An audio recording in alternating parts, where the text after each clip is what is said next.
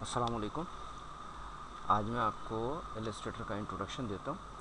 Actually होता ये है कि जब हम इलस्ट्रेटर पर काम करने जाते हैं तो पहले तो हमें ये पता होना चाहिए कि इलस्ट्रेटर क्या है, किस तरह काम कर रहा है, इसकी रिक्वायरमेंट्स क्या हैं, इसकी इम्पोर्टेंस क्या है। अगर हमें ये चीज़ें पता नहीं चलती तो फिर हम सही तरीके से वर्किंग नहीं कर सकते।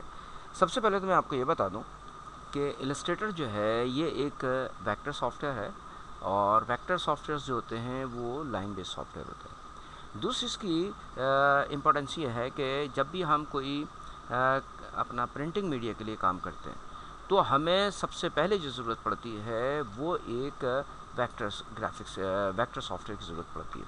उसकी वजह ये है कि अगर हमारे पास वेक्टर सॉफ्टवेयर नहीं होगा तो हम सही तरह से अपनी आउटपुट नहीं दे सकते, क्योंकि हमारे पास जो ग्राफिक्स है सबसे पहले वो फिल्म प्रोसेस के लिए जाती है, और फिल्म प्रोसेस के लिए हमें भेजने के लिए एक वेक्टर सॉफ्टवेयर चाहिए होता है जो कि उसके थ्रू हम भेज सकें, ताकि हम जो है उसमें से प्रोसेस कलर और कुछ और टेक्निकल चीज़ें जो हैं, स्पॉट कलर हैं और उसमें ओवरलैपिंग है, ओवर प्रिंट वगैरह है, ये सारी चीज़ें हम एडजस्ट कर सकें। तो चलिए देखते हैं, आज हम इलस्ट्रेटर को स्टार्ट करते हैं। तो चलिए आज हम इलस्ट्रेटर को स्टार्ट करते हैं और इसमें देखते हैं कि हमें स्टार्ट किस तरह करना चाहिए। ठीक है, तो आज मैं सिर्फ आपको इलस्ट्रेटर की इंट्रोडक्शन क्लास दूंगा, और इसमें सबसे पहले हमारे पास इलस्ट्रेटर अच्छा, मैं आपको ये बताता चलूँ कि हम इलस्ट्रेटर का CC15 वर्जन यूज़ कर रहे हैं, और उसकी वजह यह है कि कुछ हमारे ऐसे स्टूडेंट भी मौजूद हैं जो जिनके पास इस वक्त CC18 वगैरह या CC20 मौजूद नहीं है, तो या उनके पास सही वर्जन्स नहीं हैं, इसलिए 15 लिए हैं। और जो भी इसके डिफरेंस होंगे, जैसे 18 का है या इसके आगे के वर्जन्स हैं, उसको फिर हम एक अलग से क्लास में डिस्कस कर लेंगे कौन कौन सी इसकी चीज़ें ज़्यादा हैं।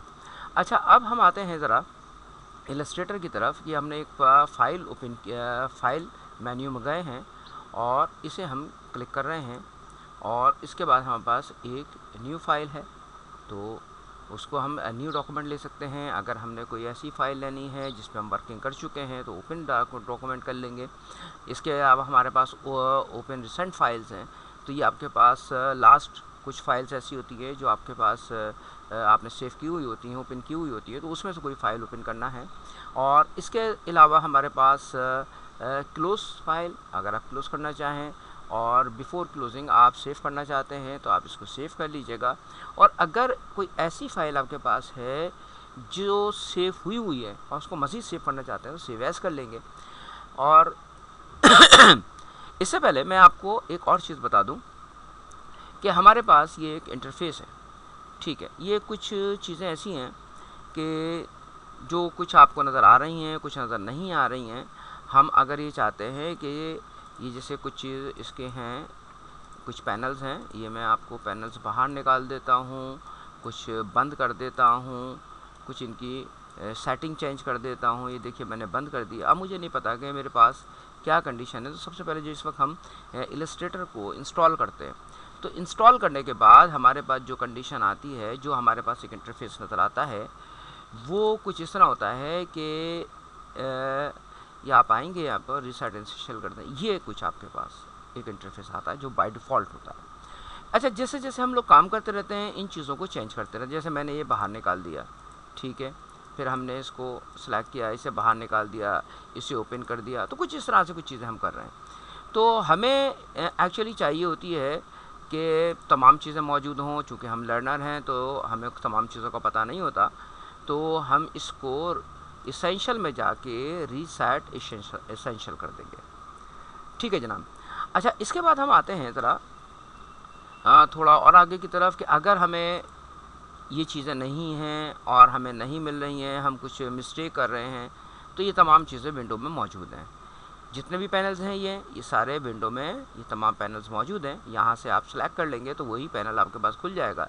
जैसे सपोज़ मैं ये पैनल ले लेता हूँ ब्रशेस, तो देखिए ब्रश पैनल मेरे पास यहाँ से ओपन हो गया। इसे क्लोज़ भी कर लेते हैं। अच्छा, कुछ ऐसे इसमें कुछ इन्होंने प्रीसेट दिए हुए हैं इंटरफेस, इसमें कुछ इन्होंने ऐसे इंटरफेस दिए हुए हैं, जैसे कि आपके पास ट्रेसिंग है, टाइपोग्राफी है, वेब है। अगर आप किसी और मकसद के लिए काम करना चाह रहे हैं तो इसे चेंज कर सकते हैं। जैसे मैंने इसको वेब कर दिया तो वेब का इंटरफेस आपके पास आ गया है। जो जो चीज़ें वेब में ज़रूरत हैं वो आपके पास आ जाएंगी। इसी तरीके से आप पेंटिंग वगैरह में चले जाइएगा। इसके बाद आप जो है ट्रेसिंग वगैरह में आ जाए हैं, टाइपोग्राफी में आ जाइए। तो इस तरह से इंटरफेस इसका चेंज होता रहेगा। यहाँ से आपके पैनल्स जो हैं वो चेंज होते रहेंगे। और जिस वक्त आप इसको इसेंशियल करेंगे और फिर ये वैसे ही अपनी जगह पर आ जाएगा डिफ़ॉल्ट, और अगर आप इसको रीसेट एसेंशियल कर देंगे बिल्कुल बेसिक पोजीशन पर आ जाएगा। तो ये तो था आपके पास एक छोटा सा इंटरफेस इसका जो मैंने आपको बताया है। अच्छा, अब हम आते हैं ज़रा वही अपने एक फ़ाइल की तरफ। ये फ़ाइल आप यहाँ पर आइएगा और इसे न्यू फाइल करते हैं हम। तो सबसे पहले हमें इस डॉक्यूमेंट पैनल को समझना पड़ेगा। अगर हम इसको नहीं समझ पाते हैं तो फिर हमें काम करने में थोड़ी सी प्रॉब्लम आती है।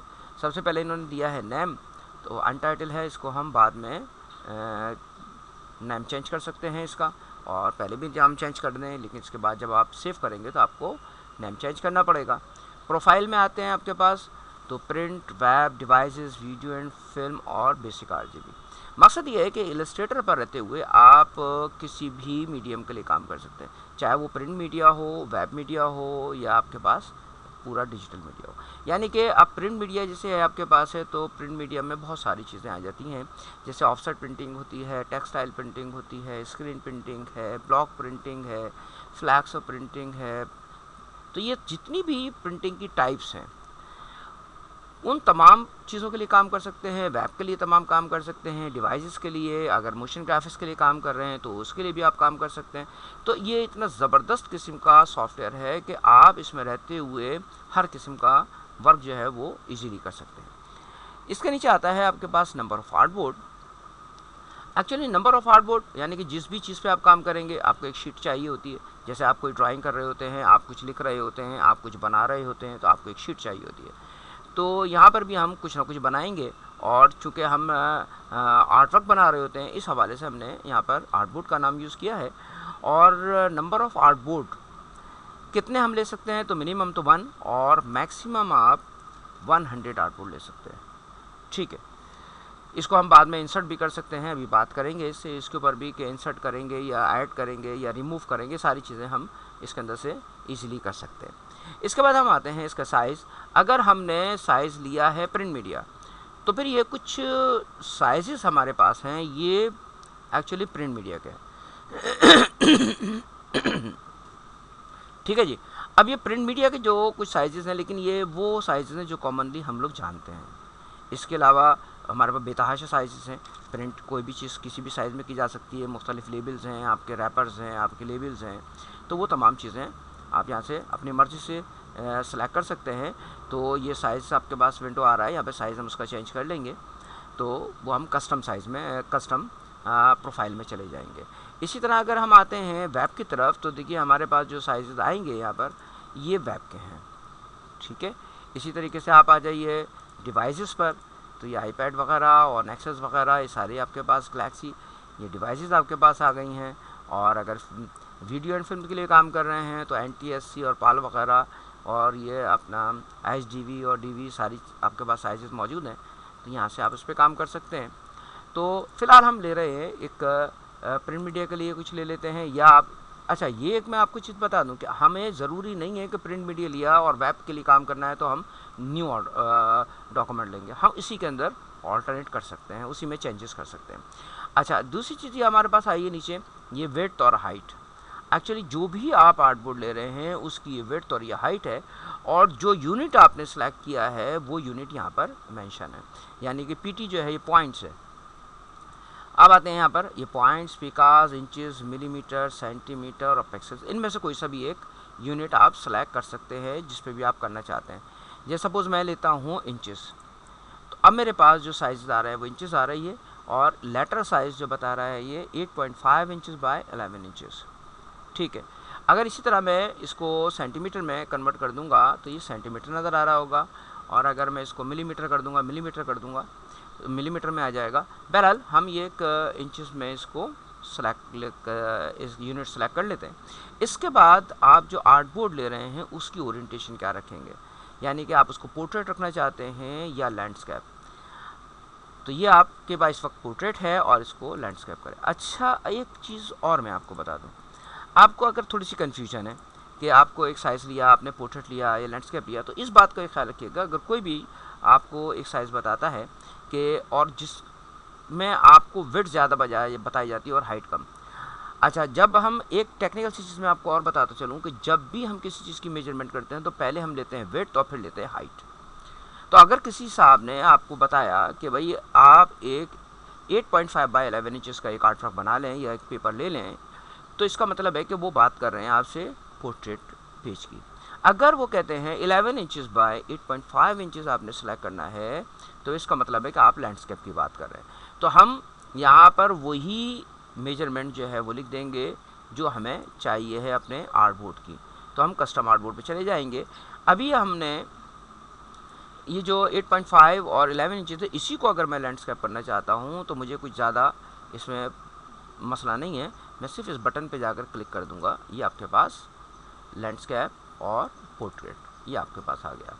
अच्छा, बिलेट फ़िलहाल आप छोड़ दीजिए, ये एक स्पेस होता है जो ब्लैंक स्पेस है, तो इसकी बात हम बाद में आगे चल के करेंगे जब हम कुछ वर्किंग कर लेंगे, ताकि आपकी समझ में बहुत इजीली आ जाए। तो इसके बाद हम आते हैं कलर मोड की तरफ। तो हमारे पास दो कलर मोड्स CMYK के और RGB। CMYK है सियान, magenta, yellow and black. K for krypton, ये एक लैटिन वर्ड है और इसका मतलब होता है ब्लैक, इसलिए इन्होंने यहाँ पर K फॉर ब्लैक यूज़ किया है। RGB red, green and blue, तो B फॉर ब्लू ये लोग कह चुके हैं, तो इस वजह से ये यहाँ पर हमने K इस्तेमाल किया है इसको। तो इसकी लॉजिक भी यही दी गई है कि जी चूँकि हम RGB में B फॉर ब्लू कर चुके हैं तो CMB नहीं कर सकते थे, तो हमने इसको K कर दिया। तो यहाँ पर सियान, मैजेंटा, येलो और क्रिप्टॉन। ठीक है जी, आप प्रिंट मीडिया के लिए काम करेंगे CMYK, और अगर डिजिटल मीडिया के लिए काम कर रहे हैं तो RGB कलर। इनमें से कोई सा भी कलर मोड आप सेलेक्ट कर लेंगे तो उसी वक्त काम कर। अच्छा, ये चीज़ें हम ड्यूरिंग दी वर्क भी चेंज कर सकते हैं, कोई ऐसा इशू नहीं है कि हमने पहले RGB ले लिया हम CMYK, तो ये कुछ ऐसा नहीं है, क्योंकि हम जो भी ग्राफिक्स करेंगे वो वन टाइम करेंगे और उसको हम डिजिटल मीडिया और इलेक्ट्रॉनिक मीडिया के लिए फर्दर चेंज करते रहेंगे।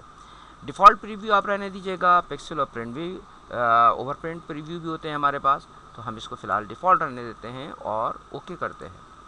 ये आपके पास एक आर्टबोर्ड आया, ये वाइट एरिया जो है ये आपका एक आर्टबोर्ड है।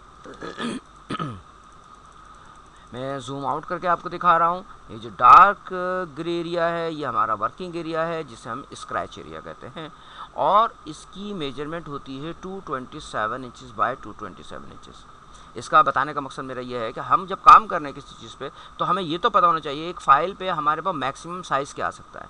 अगर हमें यही नहीं पता चलेगा तो हम कितना बड़ा एक आर्ट वर्क यहाँ पर ले सकते हैं। तो हमारे पास विड्थ 227 इंचज़ है और हाइट भी 227 इंचज़ है, तो इसमें आप वर्किंग कर सकते हैं।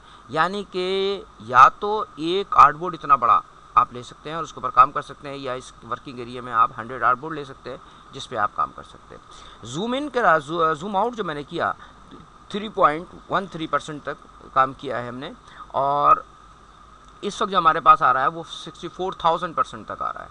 ठीक है, तो ये आप जूम इन 64,000% तक देख सकते हैं। तो इससे अंदाज़ा कीजिए आप कि ये कितना ज़बरदस्त किस्म का सॉफ्टवेयर है कि आप कोई भी एक चीज़ बनाते हैं, 100% बनाते हैं या उसे छोटा बनाते हैं, और उसको जूम इन करके जब देखते हैं आप, तो 64,000% तक आप उसकी क्वालिटी को चेक कर सकते हैं। यानी कि वेक्टर ग्राफिक्स जो होती है वो लाइन बेस्ड सॉफ्टवेयर है, और लाइन बेस्ड ग्राफिक्स होती है, और इलस्ट्रेटर जो है वो वेक्टर सॉफ्टवेयर है, इसलिए लाइन बेस्ड सॉफ्टवेयर है। तो इसमें क्वालिटी का हमारे पास कोई इशू नहीं है, इसकी क्वालिटी हमारी मेंटेन रहती है।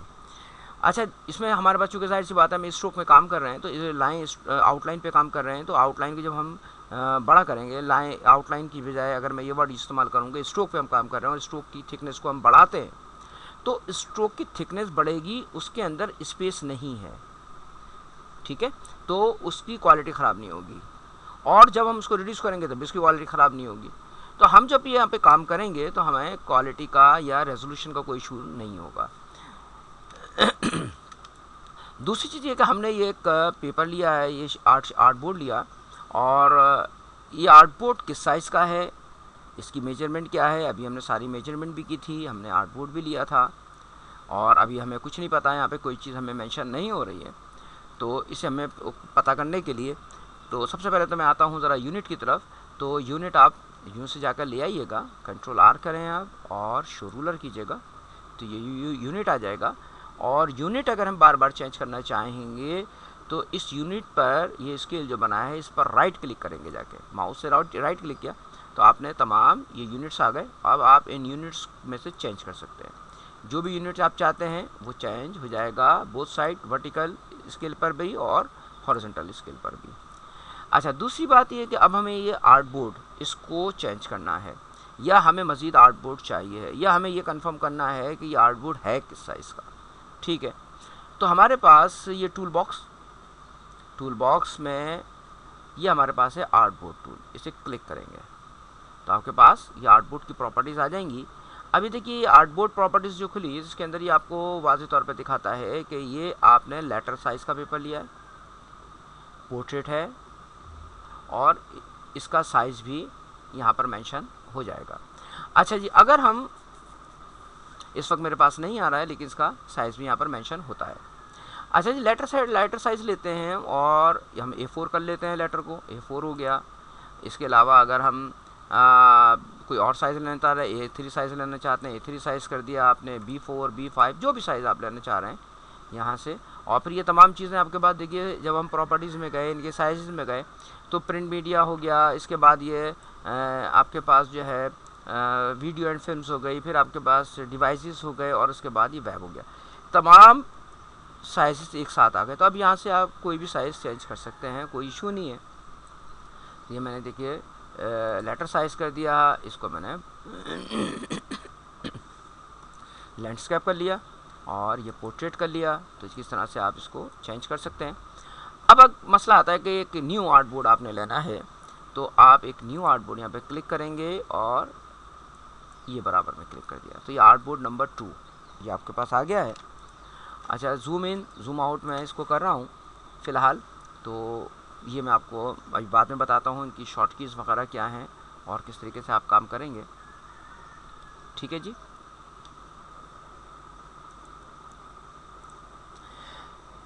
अच्छा जी, ये आपके पास एक और आर्ट बोर्ड लेना है, न्यू करिए, और यहाँ से एक आर्ट बोर्ड और ले लीजिएगा। आर्ट बोर्ड का साइज़ चेंज करना है, आर्ट बोर्ड का साइज़ भी चेंज हो सकता है आपके पास। आपने देखिए art number 2, art board number 1, art board 3, कोई सा भी सिलेक्ट करेंगे, उस पर क्लिक करेंगे तो आप ये आर्ट बोर्ड सेलेक्ट हो जाएगा।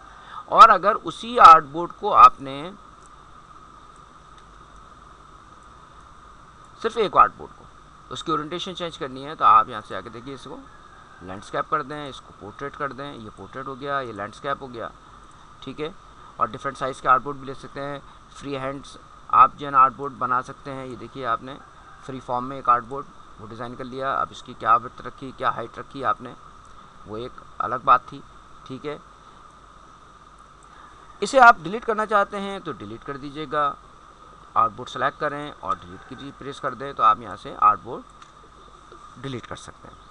अच्छा, जैसे ही हम आर्ट बोर्ड में से ये अपना टूल बॉक्स में से कोई सा भी टूल सेलेक्ट करेंगे, तो ये आर्ट बोर्ड टूल की सिलेक्शन ख़त्म हो जाएगी, और आप वापस डॉक्यूमेंट में आ जाएंगे, और ये उस तमाम चीज़ें उसी के मुतालिक बता रहा होगा।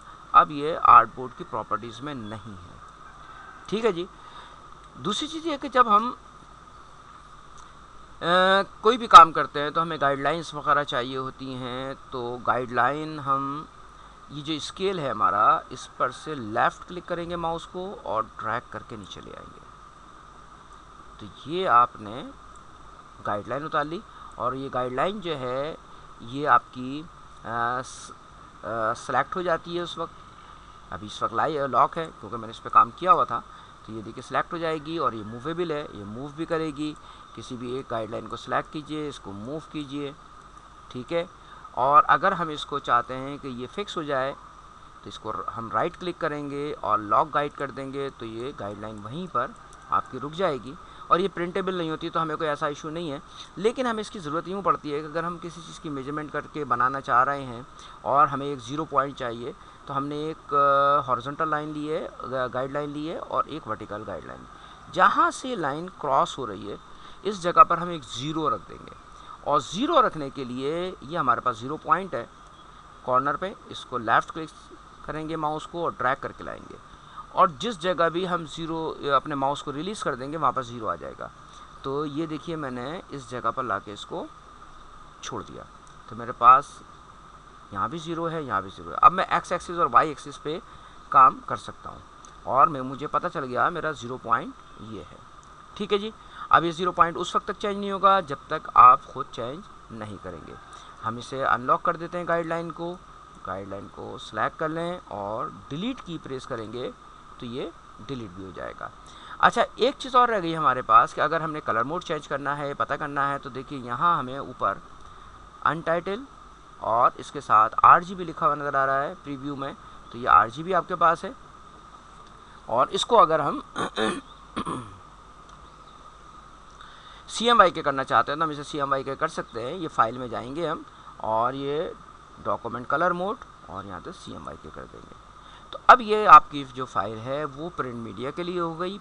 और अगर आप इस प्रिंट मीडिया को वापस इलेक्ट्रॉनिक मीडिया के लिए काम करना चाहते हैं तो आप ये RGB कलर ये सेलेक्ट कर लेंगे। अब ये आपकी डिजिटल मीडिया के लिए ये फाइल हो गई। ठीक है जी। तो आज हम सिर्फ इसको इतना ही रखते हैं और इससे आगे मैं लेकर चलता हूँ इंशाल्लाह नेक्स्ट क्लास में। अल्लाह हाफ़िज़।